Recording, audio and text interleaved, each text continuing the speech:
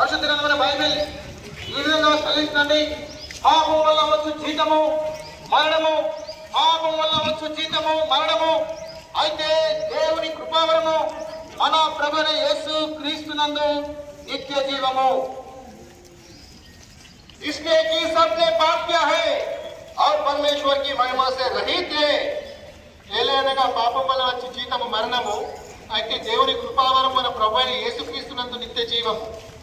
क्योंकि पाप की मजदूरी तो मृत्यु है, परंतु परमेश्वर का वरदान हमारे प्रभु यीशु मसीह में अनंत जीवन है. పాపులను రక్షించుటకు క్రీస్తు యేసు లోకమునకు వచ్చెను అను వాక్యము నమ్మదగినది, పూర్ణాంగీకారం యోగ్యమైనది ఉన్నది. यह हर सच और प्रकार से मानने की योग्य है. मसीह यीशु पापियों को राज करने के लिए जगत में आया.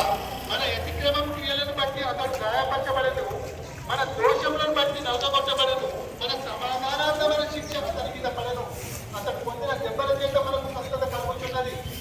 पवित्र बाइबल में ऐसा लिखा है, परंतु हमारे ही अपराधों के कारण घायल किया गया और हमारे अधर्मों के काम के लिए कुचला गया. हमारे शांति के लिए उस पर डांटना पड़ी कि उसे घोड़े खाने से हम लोग छंगे हो जाए. కాలం సంపూర్ణమైనది, దేవుని రాజ్యము సమీపించి ఉన్నది, మారు మనసు పొంది చెప్పాను. విశ్వాసించము, అప్పుడు మీరు మీ ఇంటి వాళ్ళు గొప్ప రక్షణ పొందదు. విశ్వాస करो फिर तेरा घराना उधार पाएगा. ప్రార్థన చేస్తున్నాం, అందరూ మోకరించండి. అశోకన్న ప్రార్థన.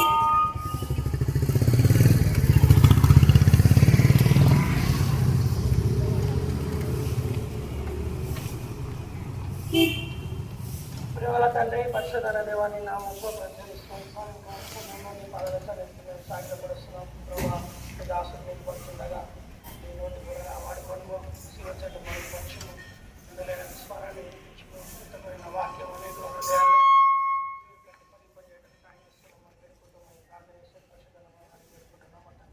ఆమేన్.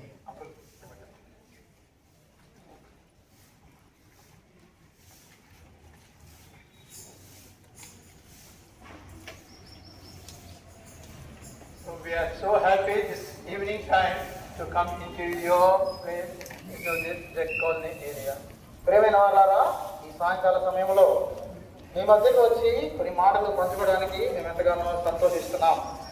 During this time of Good Friday and Easter, we want to